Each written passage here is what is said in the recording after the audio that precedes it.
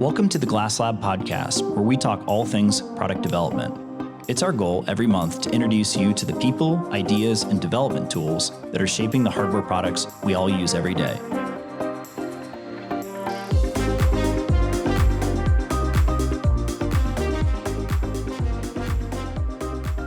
Hi, everybody. I'm Drew Westrick, CTO here at Glassboard, back for another episode. And Grant Chapman, CEO at Glassboard, joins me like he usually does. And on today's episode, we are joined by Toph Day, who is the CEO at Innovate Ventures, as well as Matt Hunckler, CEO at Powderkeg. So super excited to have you guys on the podcast, and really appreciate you guys coming out and talking to us about funding, connecting, sort of the glue that exists in our world, right? So, obviously Grant and I, we're on the product development side of things, but it takes a lot more than just product development to get products to market. So super excited to have you guys on and talk more about that today. Thanks for having us. You guys just want to talk a little bit about your background and maybe just give us a brief introduction? Yeah, sure. And we can make them, go rock, paper, scissors on camera if we want to. Yeah, you hit it, man. You take it away. All right. So I grew up here in Indiana and always had entrepreneurial DNA.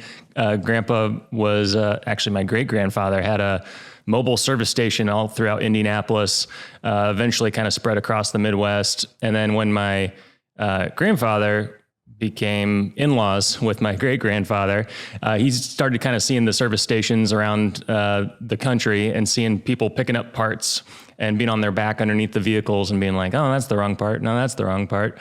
And he literally was like, there's got to be a better way. And so actually a lot of the entrepreneurial spirit in my family is hardware tech. We built out an organization system called Pick a Nut, and that was the big family business. And there was never any pressure on me to do entrepreneurship. It just kind of happened. So started my first company more than 20 years ago and kind of haven't looked back since.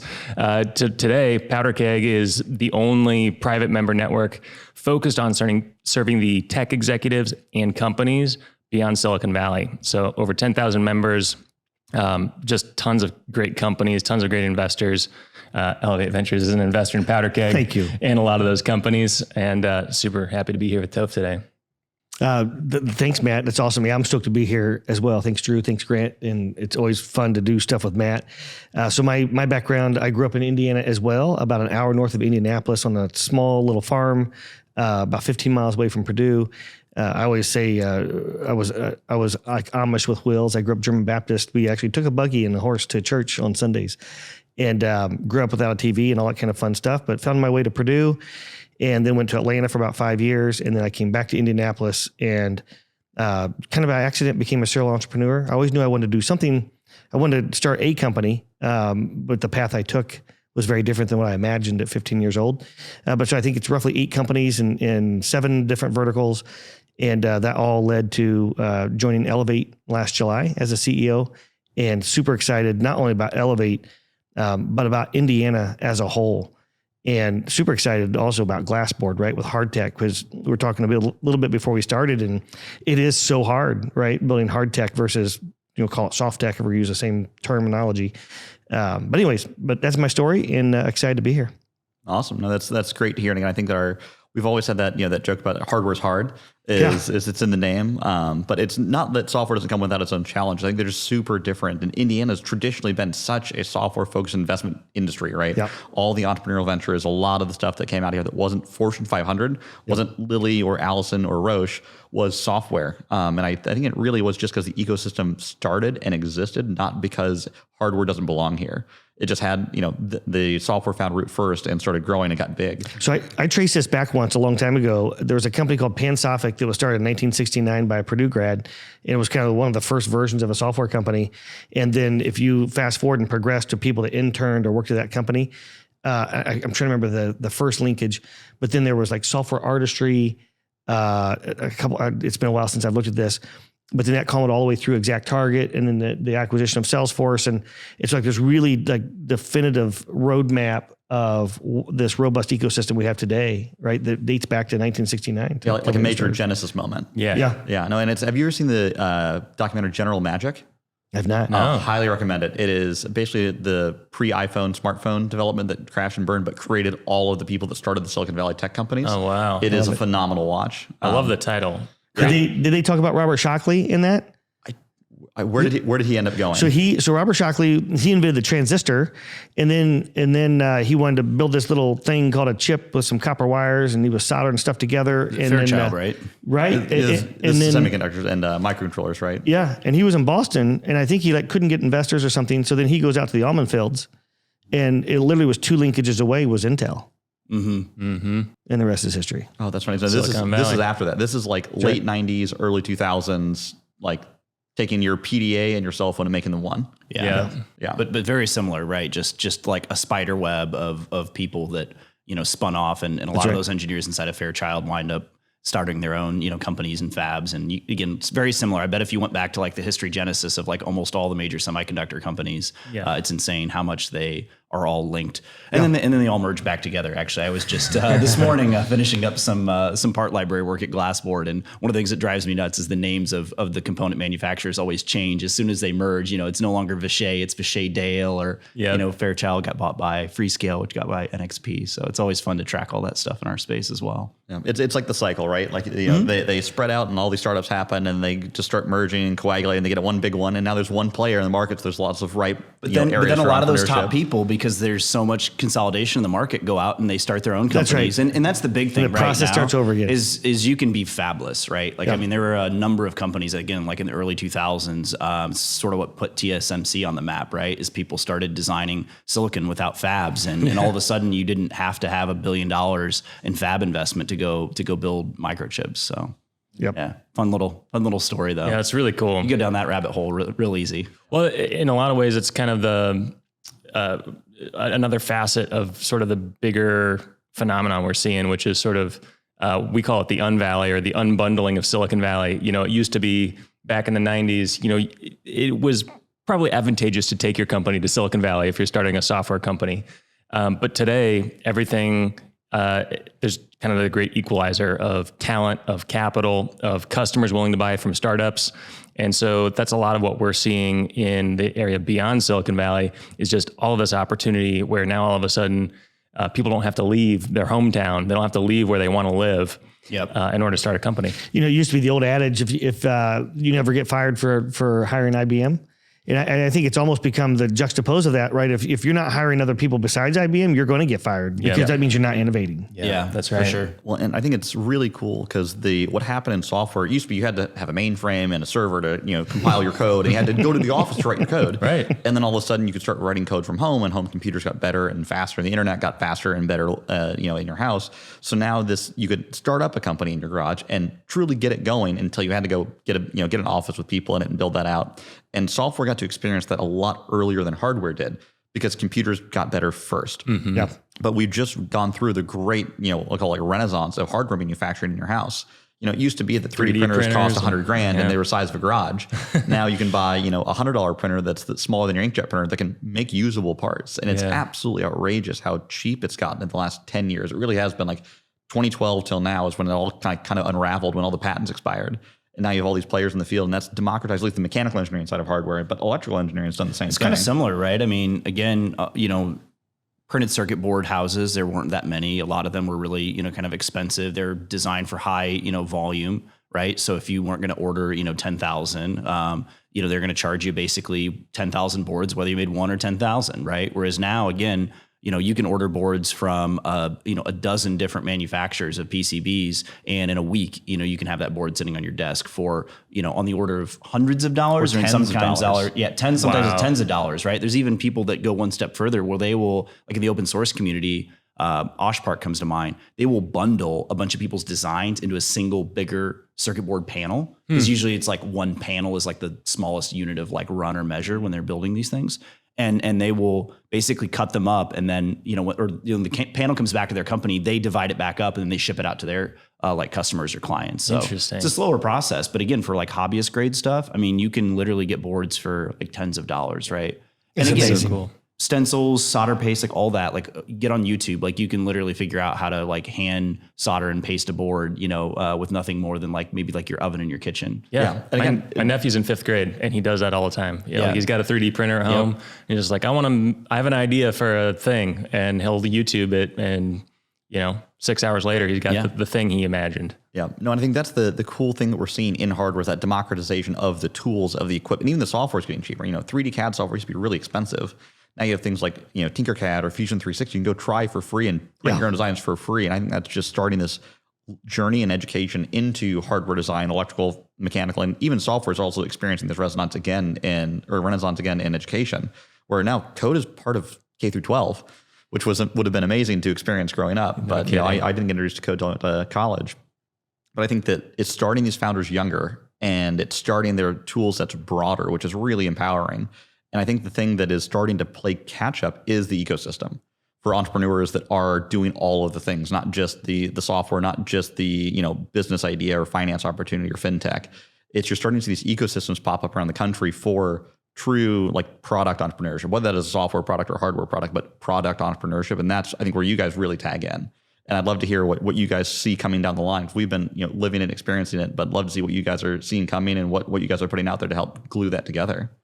Well, I can provide a little context, at least from the national standpoint. I mean, I'm sure Toph can too, but I spent a lot of 2013 to 2018, after almost like burning out at a startup, working with an entrepreneur called Scott Jones, notorious for just going hard. We went really, really hard, and I kind of burnt myself out and was like, I think I'm ready for one of these lifestyle businesses. And so I did a ton of... Can I ask real quick, how's that going? Yeah. Is it as lifestyle as you thought it would be at the beginning? That definitely all changed in 2019 when I decided... So the end of the story is I started to see kind of a bigger opportunity, and that shifted me well out of the lifestyle business. But it was really during those 5 years kind of travel. I had a chance to just travel around to just about every major tech ecosystem in the country for sure.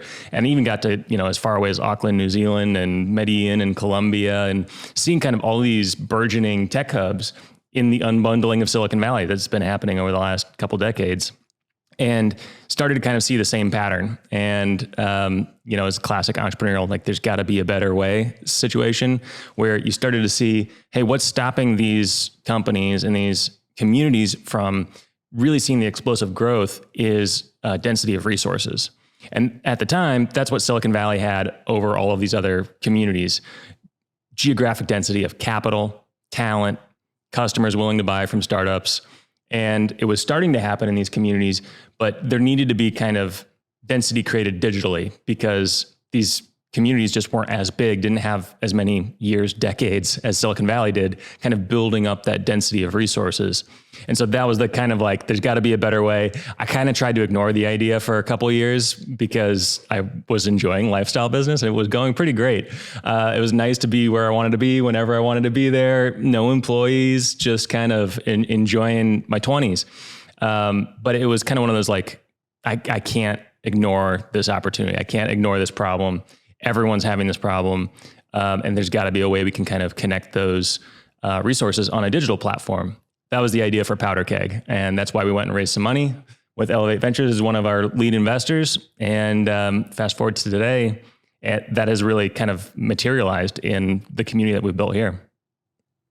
Yeah, I totally agree with everything Matt just said. What I'm so excited about the future, and I'm gonna shape all this through the context of Indiana as a whole, is and one quick throwback story. You said something earlier, Grant, that like I had a flashback and started twitching a little bit. When I started my first tech company at 27 years old, I remember I literally walked into Best Buy and I bought this piece of software that was called like Business Plan Pro or Business Pro Plan or something. And it had a big red thumbtack.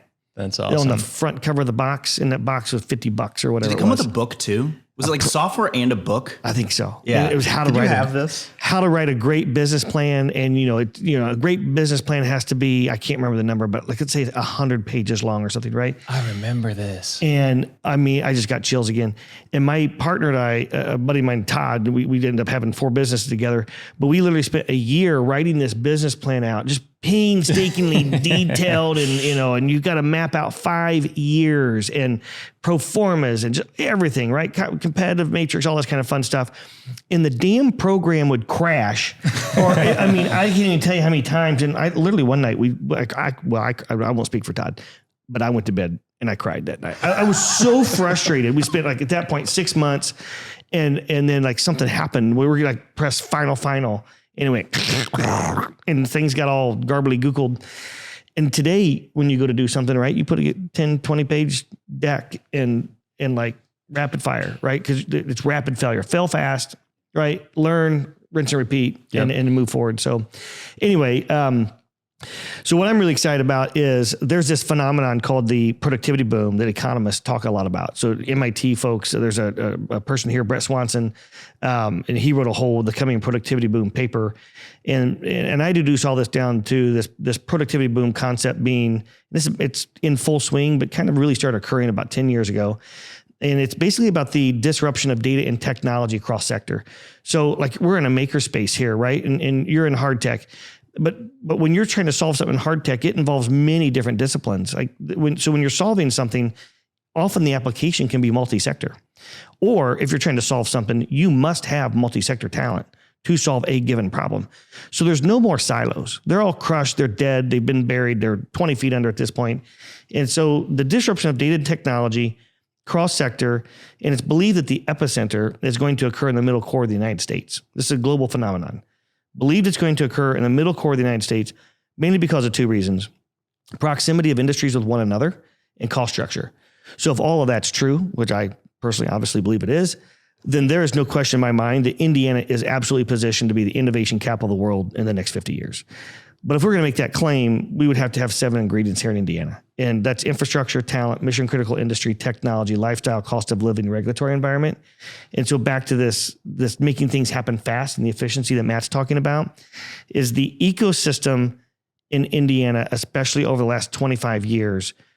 It's like this the home of 1 degree separation. And there's these really intentional points of connectivity, right? So groups like Powderkeg, groups like Tech Point or the CICP family is all built around intentionality of connecting people. So whether it's ideas or talent or capital, whatever it might be, is helping shorten the path for the entrepreneur to get to that next thing faster. So you have AgriNovus, you have BioCrossroads, Connexus, Ascend is focused on talent. You have Tech Point. I think I hit all those groups. That's the CICP family. But even if you go up into Fort Wayne now, they just built this thing that I think it's 700,000 square feet. It's called Electric Works. It's insane. Awesome.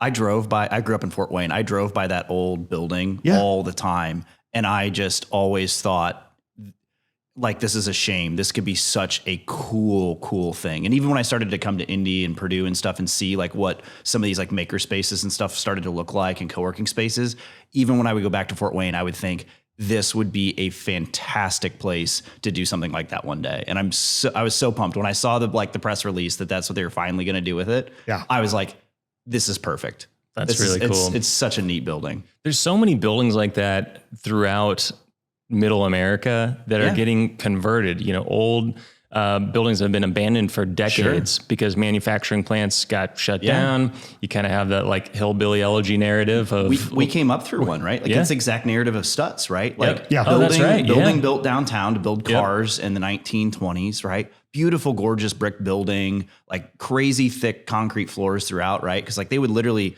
there's massive cargo elevators in there where they would take coaches up and down to the different floors for the different finishing processes, right? It's so awesome walking through there, all the artists, right? It's amazing. Minor revamp, like I think in the late 80s or so, with Turner John. He saw a vision for that building. And then now it's basically undergoing like 21st century modernization.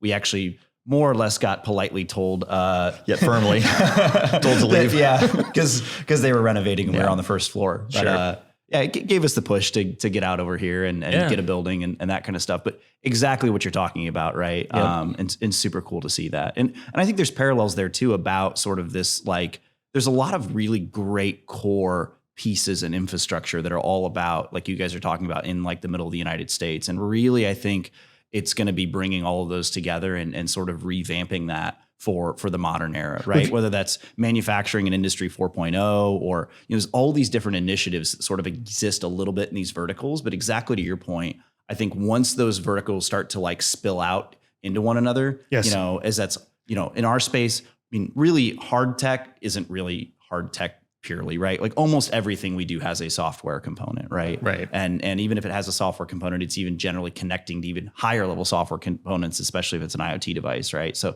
there's already a lot of these blurring of lines, right? So I think you've nailed on the head that it's coming for sure, right? Yeah, absolutely. I think it's here. I think it's in full swing, and it's a matter of we've tended to be more humble, in this middle quarter of the United States. And I'm not proposing that we all become arrogant, but I am proposing that we become more confident and we tell our stories more often and more loudly, which is what we're doing here right now. Yeah.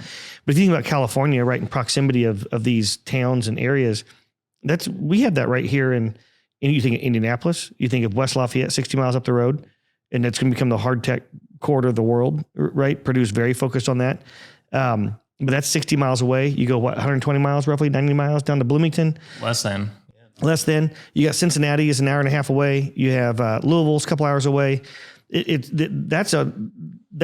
ecosystem of a couple hundred miles, right, is the same as a stretch of land almost in the Bay Area, right? It takes you about just as long to get from one place to another here as it does there. Yeah, right. And all of those kind of corridors, which right now are interstates, that you see it slowly kind of connecting. West Lafayette slowly connecting more, like closer and closer to Indianapolis. Same thing's happening with Bloomington. Same thing's happening with Terre Haute, where Rose-Hulman is. Yeah. Like it just kind of closing the gap. It just grows, right? So one of those like expanding radii problems. Like this, Indianapolis is actually growing outwards. I think again since like 2011 or so, we've seen like a huge revamp and investment in the city. Yep, that's happening on the macro scale from the greater Indianapolis, even the suburbs, up to the West Lafayette and down in Bloomington. I think they're all going to meet in the middle. Yep. So everyone's going to be surprised when they realize that the two rings touch. Yeah. So they only see their ring growing. Like there's no way the other one's growing just as fast, but it is. And there's going to be this point where they touch in the middle, and then it's just connected, right? Yep. You could have a spot in between that really has the amenities of both. Yeah, that's 100% right. People are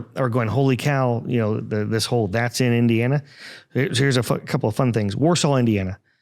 Biomet and Depew, and I'm forgetting the years they were founded at the moment. But the short story is there's a $50 billion GDP market in the U.S. alone for orthopedics. Warsaw, Indiana contributes 50% of that GDP. That is insane, right? Yep. We're number one in pharmaceuticals, right? And you go down the list, RV capital of the world, right? Racing capital of the world, amateur sports capital of the world. But we have more number one in advanced manufacturing jobs.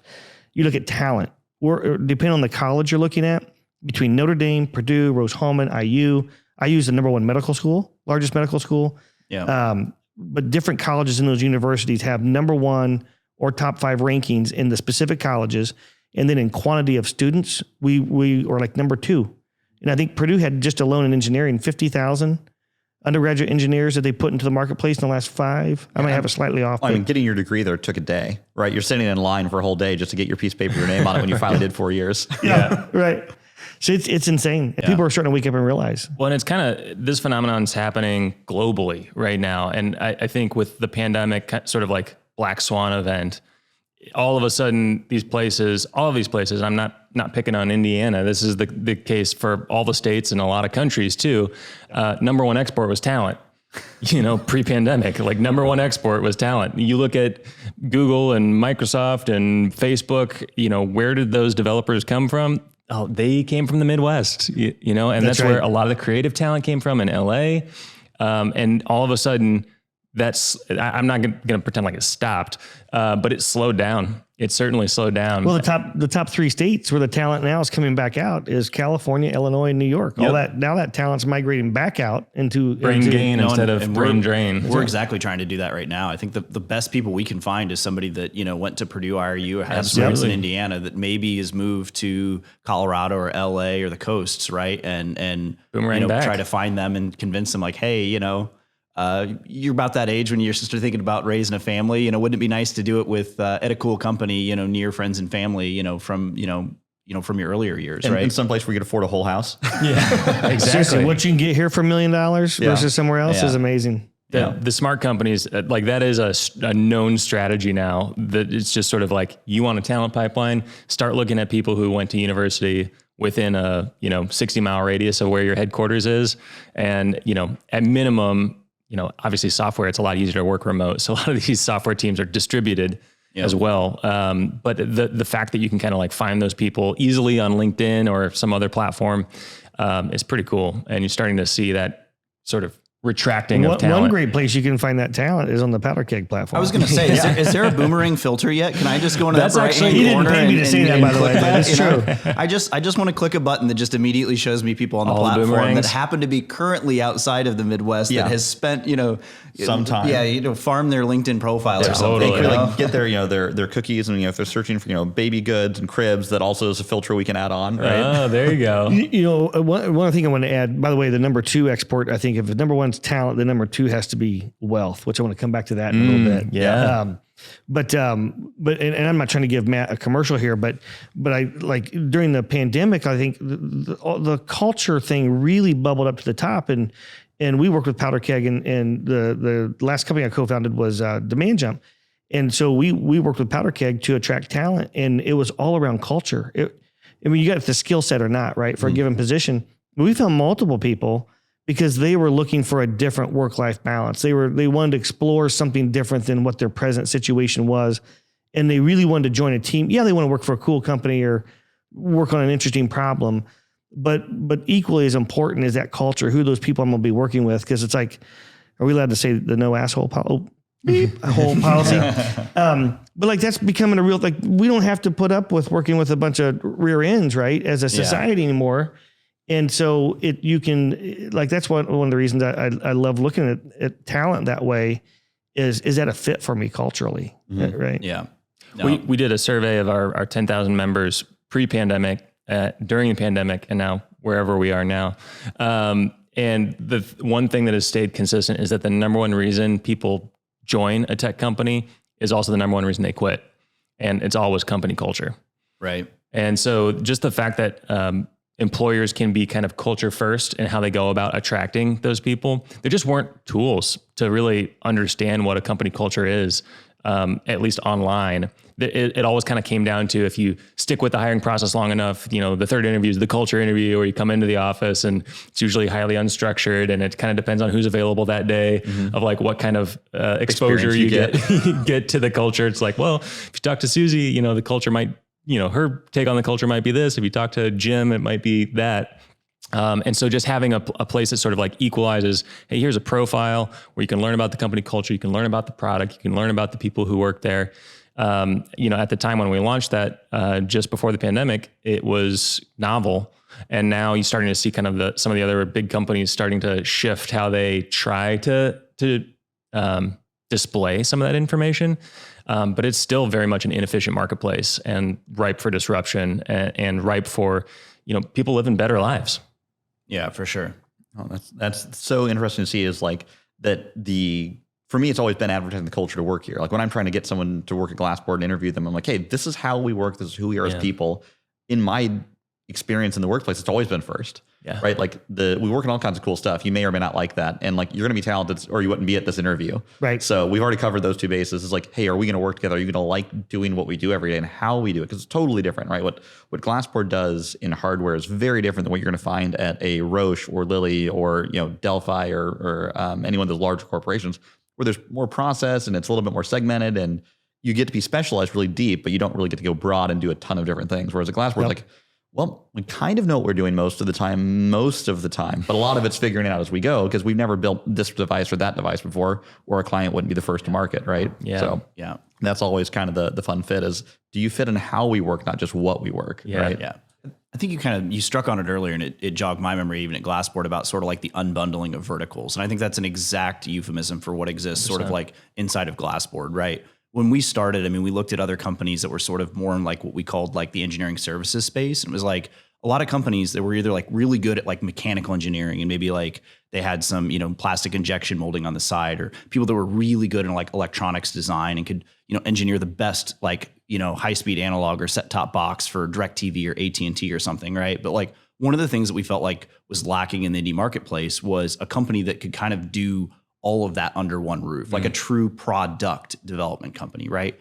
And you can't just do that with a bunch of electrical engineers or a bunch of mechanical engineers. Like you really have to have, we have basically at least 3 verticals, and it's now branching out into even like a 4th at Glassboard of mechanical engineers and embedded software engineers and hardware engineers, and now even sort of the softer side of things in terms of like product packaging and a little bit of like marketing and stuff, right? I wouldn't say that we're a marketing firm. Like I'm not going to go out there and try to sell ourselves to like ad agencies, right? But again, like you find that a lot of like small to mid-sized companies, once they've designed that product, it's like these questions pop up of like, you know, aesthetically, how do we make it look good? Okay, that now involves industrial design. Okay, we've created the product. How do we make the packaging look good? Okay, that's packaging design. How do we make it not break What kind of shipping? logo are we going to put on the package, right? Are we going to put this logo that I bought off of, you know, Adobe stock when I started the company and slapped it on the pitch deck? Like, okay, we should probably update your branding a bit, right? So it really is kind of that like developing that holistic model. And again, back to your point, I mean, I think that has to exist, right? And it's difficult to find that, especially if you're a small company. It's difficult to both afford it and find a great marketing company and a great, you know, 2 or 3, 4 other vendors that all can, you know, work together, right? And again, we mainly advertise like we can do that all under one roof, right? So that is the benefit there, right? Is like putting all those people in close proximity together. And then the biggest other thing that we get to benefit from is we get to see so many different industries, right? We get to see some really awesome innovation, maybe in like the medical space that we're like, this would actually work great for industrial automation as well, right? Or vice versa, right? And so again, for a lot of companies, they develop innovations in a vertical, or you'll find, again, a lot of services companies serve a vertical, maybe it's med device, and they're really good at that, but it's like, they're lacking that benefit of being able to take a lot of that innovation and distribute that to disparate like industries, right? That cross-pollination is a big part of what made Silicon Valley do what it did in the 80s and 90s. And the fact that that's happening at scale now everywhere is just really exciting, because you fast forward 10, 20 years from now, just the world is going to look way different than it does today. When it's not like we set out to do it. I really wish that you and I sat down, we wrote the business plan for Glass. We're like, we're going to do all things. We're like, no, we want to make really cool engineering, like a place for really cool engineers to go work to make really cool products. Yep. And we did products, and we realized like, man, this client really needs packaging. And then you realize that client needs help with their pitch deck. This client needs to close a round, or we're not going to get paid next month. So we got to figure out how to close that round for them. And it snowballed into what we became. And really, we were an engineering firm first. We'd say Glassboard, we're an engineering firm. And now we're Glassboard product development. We're a product company. We help companies make products and get them out. And that encompasses everything from the engineering to the soft stuff. And I think that leads into where you guys tag in here is, how do we connect people to the other pieces of the pie that we might not have an expertise in, or they need more than what we can offer there? And how do we get them connected to the business side of things that's outside of development, right? Well, there's something to be said about organizations that work with lots of different companies, because that is where you're seeing that pattern recognition. And I didn't tell Toph I was going to love on Elevate here, but like that's one of the things that's great about Elevate Ventures is they're the most active VC fund in the entire Great Lakes region, like this entire like upper Midwest area. So more than 500 companies in the portfolio across all kinds of different industries, software, hard tech, med devices, you name it.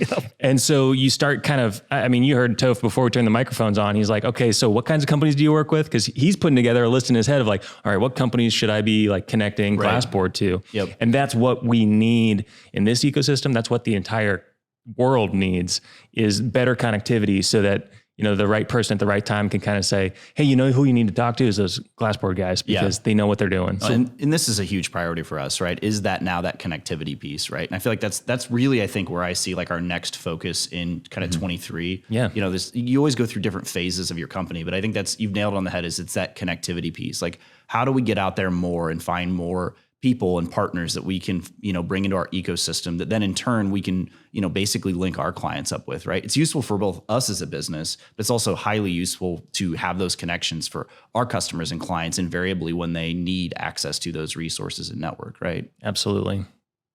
So for folks that are listening to this, we're talking about points of connectivity. So like Powderkeg is putting together an Indiana page, for example. They're going to have multiple pages from multiple states, et cetera. But one of those pages they just launched is Indiana. In the structure of that page is to very intentionally say, hey, in all of these different buckets, right? These are the resources and people that you can pick up the phone and call. We're doing a little bit of a different version, but we're hyper focused on, because we invest in ideation, pre-seed, seed, and Series A today. Now, tomorrow, that's going to be a different story. It's going to be more exciting, but that's where we invest today. And so we're hyper-focused on really curating, okay, legal, accounting, hard tech, software, whatever it is, right? Talent. and saying, here's the the 3 groups or 5 groups, whatever in that space. It's like, you just go down the list.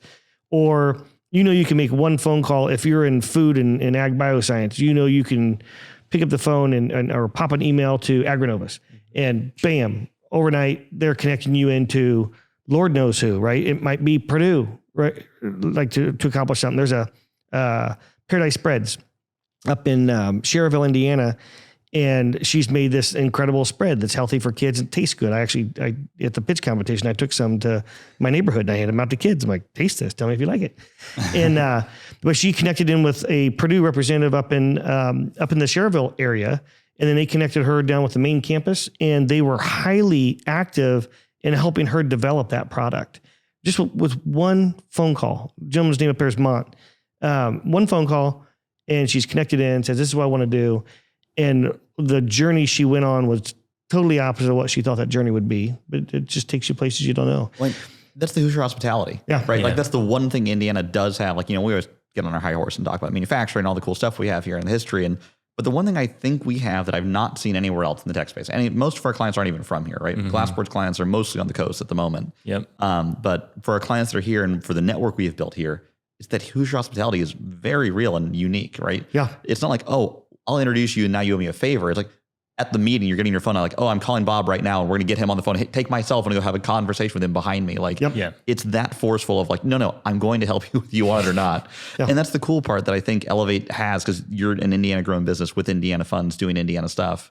And it shows, right? It's just this really awkward way of like, oh no, I'm going to help you and here we go, right? And it's super fun. But I think our biggest challenge to date has been the Hoosier humility.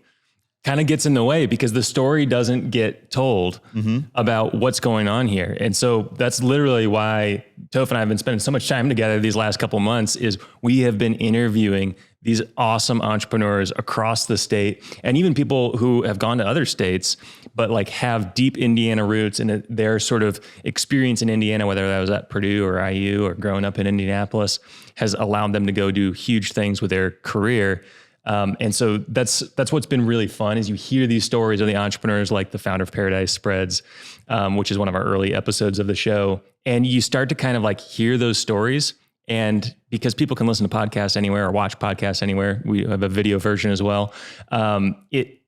It's kind of inspiring because more people can kind of see themselves in that position and say, if they can do it, I can do it. If they can do it from Sheridan, Indiana, I should be able to do it from wherever I live.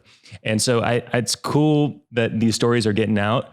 And I'm excited to do that, nationally, globally, just connecting more people to these stories of entrepreneurs, investors, people who have like really made it to like the top of their field as an executive, whether that's hard tech or software tech or whatever tech, food tech. Yeah. Right. I was down in Evansville a few months ago, and someone said, hey, we have the largest clinical trial database in the country. So I'm going to take that at face value, that they have the largest clinical trial database. But they said, hey, we don't know IU Health. We don't know Purdue engineers. We don't know how to connect. And so like, there's all this momentum, but there's these very specific examples of where people are still seeking and yearning that connectivity tissue. And I'm not sure we want to get into it, but I want to talk a little bit about like community, capital, acceleration. Those are kind of the 3 pillars that we think about at Elevate, and how we really want to impact, the state over the next 50 years. I am going to be working 50 years from now, by the way. I mean, I show up at 8:00, but I'm going to be working. Yeah. And I'm still going to make a free throw. I'll believe when I see it at 102 years old.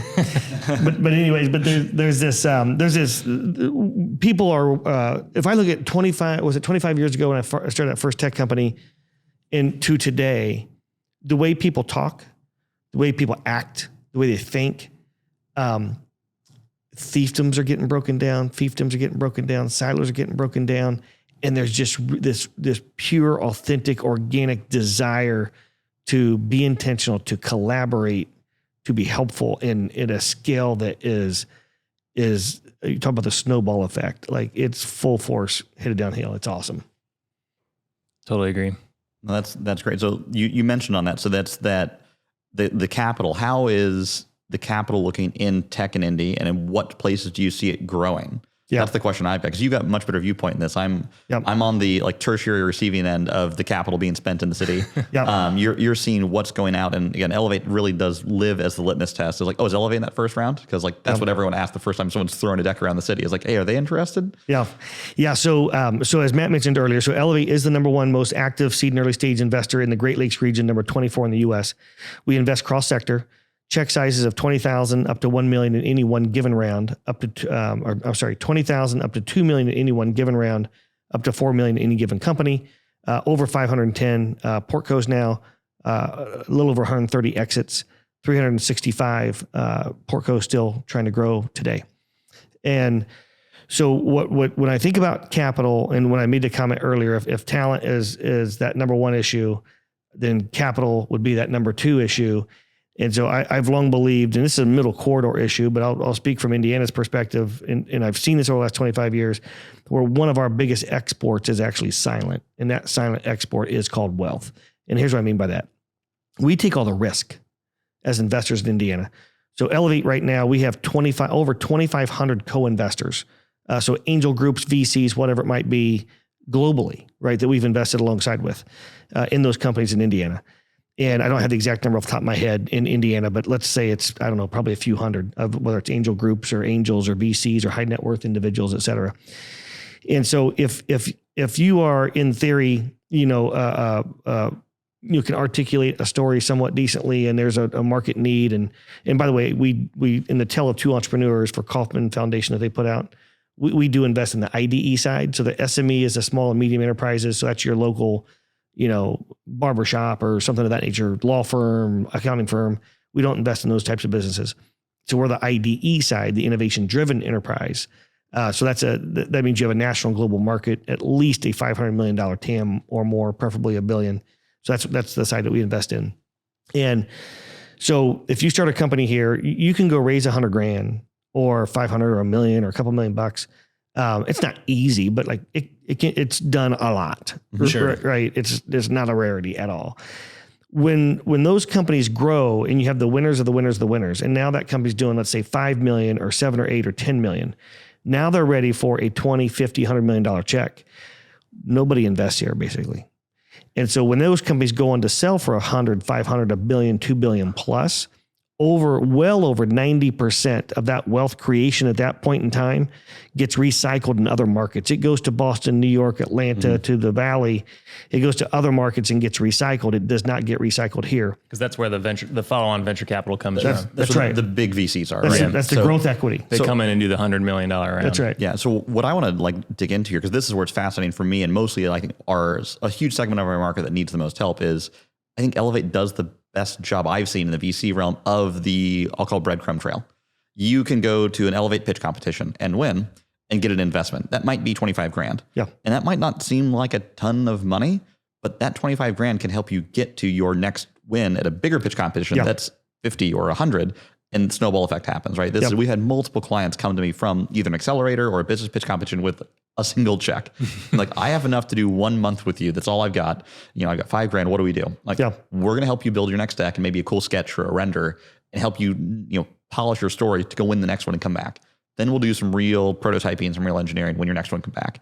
And I think you guys at Elevate have started to not railroad it, but put a process involved that I've really enjoyed watching some of our partners go through. And how did you guys come up with that? How did you figure out that, hey, we don't want to just write $100,000 check the first day. We can breadcrumb these guys, and that leads to more success, or does it? Or are you doing that for the public good? Let's find out how this came to be. That is a great question. And honestly, I don't believe there's any one right answer. I think every situation is kind of different. There is one other gap I've noticed recently. So you've got this growth equity gap, which, by the way, more on that later, but we have a future plan to start solving that issue. But there's also this gap of, like, $20,000 is awesome at a pitch competition to win that. And it is a stepping stone. And we'll talk about another big $5 million pitch competition, hopefully here in a little bit. I'm not sure how much time we have left, but there's also this group of people that are in their 30s and their 40s, and they have these thing called babies and spouses. And it's really hard. And they've grown their career, and they're now making 80, 100, 150, 200, whatever they're making. They've got insurance, right? They have a house, they have a mortgage, or maybe it's somebody in their 30s, mid 30s, and they've got, an apartment that's a little bit nicer than the college dorm, right? Yeah, this is your personal burn rate. Yeah, that's right. Your burn rate's going up, and that person needs $100,000. And so I call it the jockeys. And so one thing that we're playing around a little bit is maybe an initiative called 100 jockeys. What I really want to do is 1,000 jockeys. That's 100 million.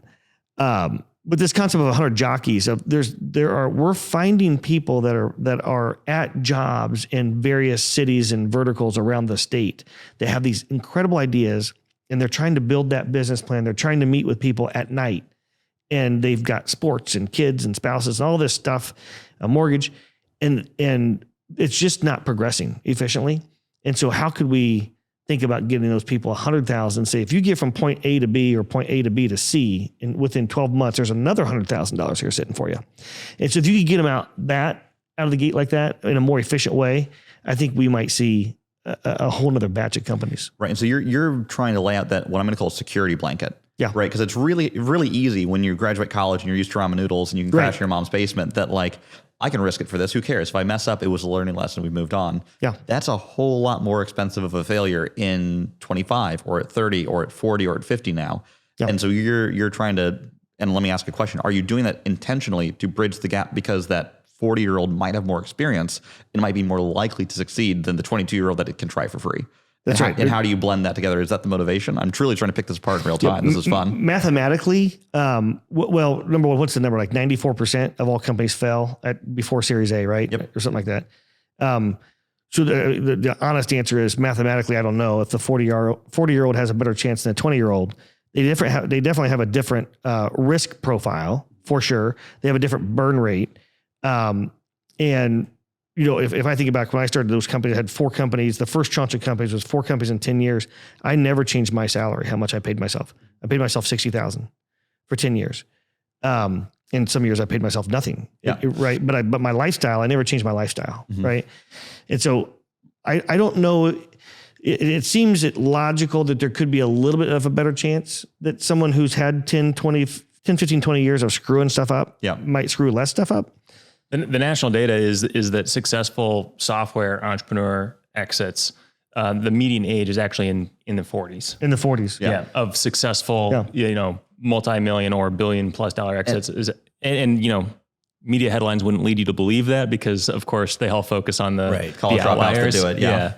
But it is actually up in the 40s. And it would be interesting to see is if the average starting age, the average age of when they founded the business skews way younger. Yeah. And if the median's way higher for successful exit, it means that the younger ones are less successful. Just picking apart the data. Yeah. That's another interesting fact is a lot of times we see these headlines and we're like, man, what am I doing wrong? Right. But that person just, sold for whatever, 20, 50, 100, $1 billion, whatever the number is. Like I'm a failure. Right. Well, no, actually there's a backstory that goes back 10 years that nobody ever talks about. Mm-hmm. Right. Of the overnight success, quote unquote. The overnight success. Yeah. That's exactly right. And even the ones that do hit, because there are people that do just hit overnight success. Absolutely. Yeah. It's just luck. Yeah. Preparation means it's preparation means opportunity. Yeah. Yep. Everyone that was successful and that failed, that at least prepared, it just happened to be that someone hit the right opportunity. After seeing, we have more than 4,000 companies in our database today. After more than a decade of doing this, pitch competitions, meetups, talking to lots of different companies, doing a little investing, doing a little bit of advising. The thing that I didn't know in my 20s that I now firmly believe is that it's 80% what market are you in? 80% of success is are you in the right market? It's you got to be a good jockey, to your point, to be a good entrepreneur. But if you want those home run wins, it is really kind of being in the right market at the right time. Because if you can be the best entrepreneur in the world with the coolest product, but if there's no market for anyone to buy that product, or, no market could mean a couple 100,000 potential buyers of a product. And unless that product is, selling for hundreds of millions of dollars, you don't really have a business. And that's the funny thing that a lot of the entrepreneurs gloss over. So I almost wish we'd go back to that business pitch plan that everyone had to do that's 100 pages. Yeah. Because what I see a lot today when I get decks put in front of me, I'm like, cool. How am I going to exit? Yeah. And and these founders, if they haven't raised money, they just stare at you with these deer in headlights. And I'm like, no. How many units do you have to sell for me to walk away with money? Yeah. And they're like, we just wanted to become at least cash flow positive by like make green. I'm like, no. You need to tell me a story that we're going to like rob a bank here because I know we're only going to get 10% of that anyway. Yeah. So what is it? And how do you, and again, this is a great question is like, how do you guys pick when they're overinflating too much and it's completely BS, or, you know, what's the dividing factor, right? There's always the Elon Musk joke that multiply by pi. Yeah. Whenever Elon Musk tells you it'll be out in like 2 years, multiply by 3.14, that's when it launches. What's your guys multiplier on like a pitch deck for like TAM, what they're actually going to get? Yeah. Well, I like to say whatever their model is, cut the revenue in half and double the expenses and see if you still are interested. Okay, that tracks for me.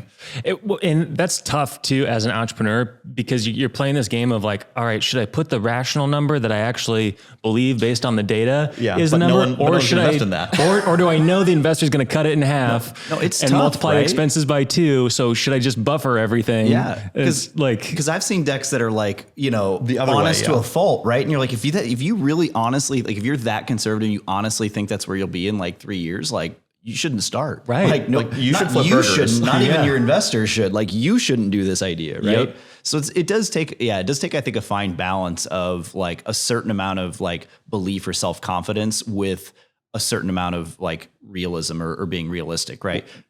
So. I was going to say, I think that's where like being educated as an entrepreneur, even someone just working in the tech space in general, is so important. You know, it's part of why we send out a newsletter every single week of like, here are all the companies across the Unvalley. They're probably not in TechCrunch. They're probably not in like the big headlines, but like these are the industries that are up and coming. These are the acquisitions that are happening. And so you can start to, if you just kind of, it's like reading the front page of the Wall Street Journal every day. Like once you start kind of reading and consuming and seeing what's out there, who's acquiring whom, who's investing in what, and then you start kind of asking yourself, why would they invest $100 million in that business? Right. And they had 12 employees. What are they buying? Yeah. Right? What is the thing they're buying? Exactly. You know, it's not this, or it's not their market. They don't sell that many yet. What are they buying? Their IP must be good. And that's when you can start to pattern match and recognize, okay, this is where the opportunity is. This is how I might exit my business at a, you know, instead of a 10x multiple, a 100x multiple. And that's why I'm going to start talking to these potential acquirers, because I've been watching the last couple of years. They've been snapping up companies like the one I'm starting right now. So I'm going to reach out to them today and be like, what's missing in your product pipeline? Yeah, absolutely. You become friends. Become friends with your competitors early. Yep. Absolutely. One more quick public service announcement to any angel investors that are listening out there. One of my biggest pet peeves is like, I can, no matter who I am, I can go download this little app called like DraftKings or something, and I can place these little bets anywhere I want to, as long as till my heart's content. But it's a whole different story if I want to actually be like an angel investor, if I'm not accredited. Mm-hmm. And I think it's insane. We need to change, these laws need to be changed.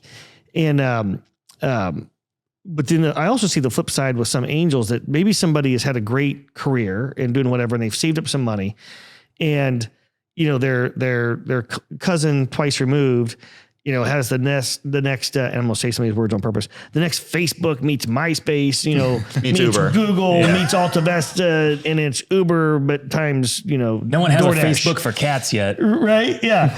and then, so bam, $100,000, and that's it. That's the nut. And it's a one-time deal. And then they're like, well, what happened? I thought I've read these headlines and I thought this stuff exists for $1 billion and it's gone in 12 months. No diversification. And there's no diversification. And there's real math involved in this whole angel investing game. And so if you have $100,000, then you need to place at least 20 bets, right? So you need $5,000, right? And so creating on-ramps, if we really want to set this whole entrepreneurial ecosystem thing on fire, then we need to be thinking at the federal level, how we rethink those investing rules, and make it a level playing field. It's right now it's an unfair game that if I make $30,000 a year and I can invest somehow through some mechanism $1,000 into a startup versus DraftKings for a bet on the Super Bowl, why can't I do that? Yeah. The scary part to me is I've seen the movie Wolf of Wall Street, right? Like that's why those are in place. Penny stocks. This is why these are in place, because, and this is everyone that I know that's an investor could not play as an angel because they don't understand that literally the money's worthless. The moment you angel invest, you're taking that check and it's going in the paper shredder and you're hoping that it returns. Just like that bet. Just like the bet on DraftKings. DraftKings was actually the best analogy I've ever heard because it's not an investment. It's truly a bet. So if we wanted to protect that, right, people from themselves in theory, then put a percentage on it. 1%, I don't know, 2%, whatever your net worth 5% is, of your actual income, your reported income, you could invest up to some percentage. Right. Why not have accredited investor mean that you've taken some form of training or tests to understand the asset class and actually break in? And there's actually a really cool company here. Jerry Hayes? Hayes, Dorio, named after the inventor of venture capital. He's literally supplying the angel investor, like national angel investor group with the platform. He was my venture capital professor at IU. He spent his entire career kind of understanding this whole asset class of, private equity. And I think there's just massive opportunity to sort of the unbundling of venture investing. Yeah, that first app he created is it's like a gamified version of teaching what angel investing is about and the necessity to place lots of bets. And that if you stay disciplined and then you wait until so now you place 20 bets and then you sit back and wait and you see, oh, here's 2 winners that popped up. Yep. I'm going to put another. It's like a fantasy league, but for startups. Exactly. No, that's awesome. So the question I've got is, the downside is the bets are on the time scale of 5 minutes to 10 years, hours. And sometimes the VC game is on the order of years, right? That's very true. That's very true. is there a vehicle, and I just haven't looked into this, for a non-accredited person to go into a fund that then plays as an angel, right? Is there a mechanism for that? And we're talking about business ideas right now. Like, could you go find a way to get it? Sort of what SPACs are, right? Kind of, yeah. Yeah, and even that's falling apart again Yeah. at a high level, right? And what's the word? Blind. What was the other word back? 30 years ago, probably. I'm forgetting the second word. Wasn't alive. But yeah, like all that stuff is highly. It's not allowed. Yeah. And then the SPAC kind of reappeared, but even that's been. Yeah. So that's the challenge. Is you have to, if you're going to invest as someone that's only going to put in, let's call it like $500 or $1,000 in this investment, you don't have the time to become educated enough to do this wisely. So you need like a fiduciary to do it for you. Yeah. Right. Yeah. So I like the idea of SEC. If you're listening, let's just make it. Let's pick a percentage. Yeah. Whatever your reported actual income is, pick a percentage, 1, 2, 3, 4, 5%, and let people invest through vehicles into this asset class. And I know there's a lot of naysayers out there going to say, well, venture capital as a whole doesn't return the same as S&P, over time. And that's true, but call it a bet. Don't call it investment. it's a bet, right? Yeah. And literally, that's why I like the DraftKings analogy, because that's all venture. That's all anything is. Buying stocks in a public company at some level is just betting. Yeah, but again, I think at the end of the day, I mean, yes, if what you're doing is chasing returns, like go put your money in Apple, right? Like it's literally what Warren Buffett does every single day, right? Yeah. Everybody thinks like brilliant investor. And again, early days, I agree, but like for the most part, like most of his money is locked up in pretty safe bets at this point, right? Like, but if people want to invest at the bottom end of the market, like there's more than just the return on it. It's the more investment you get at the bottom of the market, I think the more you drive the innovation in the market, right? That's right. Because a lot of these big companies, again, they're at the point, and that's where all the new jobs are created. Right. Yep. And industries and all this other stuff, right? So, I mean, you want to make a safe bet, invest your money in well-established, well-capitalized companies that are, that you recognize the brand of. giving a really nice dividend. Yeah, if you want to sit in the front row of the roller coaster and white knuckle it, then you put $1,000 into a startup. So. Or better yet, start one yourself. Full send. That's right. At some point, personal finance needs to actually be taught in education. True. I have no idea why that doesn't happen, and like why we're learning. You know, well, I won't bash any specific. Yeah. Well, we're coming up on the hour mark here, so I really appreciate both you gentlemen, joining us to talk today. I think plenty of different topics that we went down, but I think at the end of the day, it really is cool to see, much like we talked about, just the ecosystem kind of unfolding, right? In Indiana, in the Midwest, in the broader Unvalley, right? So it's super great to be sort of a part of it, and to also connect with you, Matt, through Powderkeg, and kind of work on some of the hard tech initiatives there, and also been great to work with people at Elevate Ventures with our clients and trying to get the funding they need to get the products to market. So Drew, we got to squeak out like 3 more minutes, because this is going to be the selfless pitch for the state of Indiana. Go for it. So for everybody listening out there is going to be a new event called Rally. It's going to be held August 29th through the 31st this year. It'll be the inaugural year. Rally is all about becoming the world's largest cross-sector innovation conference. It will be held here in Indianapolis. And the first year, we're going to have 6 innovation studio tracks. There'll be software, hard tech, ag and food, Entrepreneurship. and I lost my train of thought. Sports tech, and I missed one, I think. But the short story is, we're going to have at least 5,000 people converge on this from across the globe. There's already been some people from across the globe that said we're so excited, we can't wait to attend. But Rally is all about the convergence of disparate stakeholders cross-sector. So disparate stakeholders meaning not only CEOs of companies, but universities, right, for the talent piece. There's going to be tax-exempt nonprofit folks that are focused on helping students learn entrepreneurialism, and then cross-sector, those sectors I just mentioned. A couple of big highlights. There's going to be a $5 million pitch competition. Wow. So each of the 5 tracks will get a $1 million prize. That is an investment, not a grant. And then the one catch, which there is precedence out there for it, the one catch is you are going to be welcomed to Indiana. And for at least 1 year, and we are going to sell you that entire year on why you want to stay here and grow your business here and be a part of this incredible ecosystem we've been talking about. Then, of course, one-on-ones with investors and companies and a separate startup pitch track and all kinds of things. So Rally, we went out and hired, by the way, the same event producer for the content tracks and the pitch competition at South by Southwest. So we are not messing around. This will become the world's largest cross-sector innovation conference. Nice. August 29th to 31st this year is the inaugural year. Well, and just to play off that a little bit, it will be the convergence from across the Unvalley, because we're actually doing our Powderkeg Unvalley Awards will converge to Indianapolis across all sectors, across all geographies, August 29th to the 31st, rallyinnovation.com. And we're telling the stories of a lot of the speakers, a lot of the people presenting in the pitch competition on this new podcast called Get In. And you can subscribe to that wherever you subscribe to podcasts at powderkeg.com/getin. Awesome. And we would love to have you guys on the show sometime. That'd be fantastic. Yep. We always love to talk, particularly hard tech, but all things entrepreneurship as well. So absolutely. Well, and all of your clients, I think that there's just some great opportunity of some of the ones that are kind of in that breakout phase. That would be a really cool, cool thing to get on the show. We'll definitely talk to them about this, because I can already think of a couple that would honestly be a great fit. They've got some traction.